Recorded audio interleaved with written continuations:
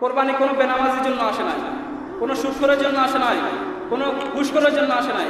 কোরবানি আসিছে যারা নামাজি, যারা মুত্তাকি, যারা ইমানদার, যারা পরেজগার।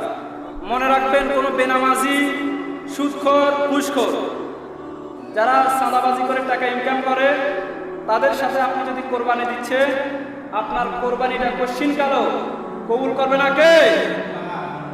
যারা সুদের টাকা থেকে কোরবানি দেওয়ার জন্য নিয়ত করছে, ঘুষের টাকা থেকে কোরবানি দেওয়ার জন্য নিয়ত করছে, আপনাদের কোরবানি আল্লাহ রাব্বুল আলামিন কশ্চিনকালও কবুল করবে না।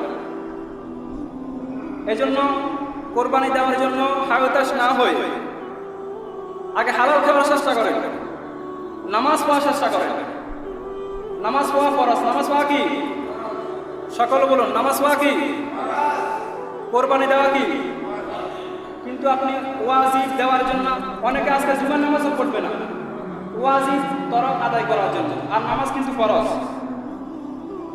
কোরবানি না আদায় করলে জাহান্নামের আগুনে জ্বলতে হবে, এরকম কোনো হাদিসের মধ্যে নাই। কোরবানি যদি আদায় না করে জাহান্নামের আগুনে জ্বলতে হবে। কিন্তু নামাজ না পড়লে, ইসলামের আইনগুলো না মানলে জাহান্নামে অনন্তকাল জ্বলতে হবে, এরকম হাদিস আছে না নাই?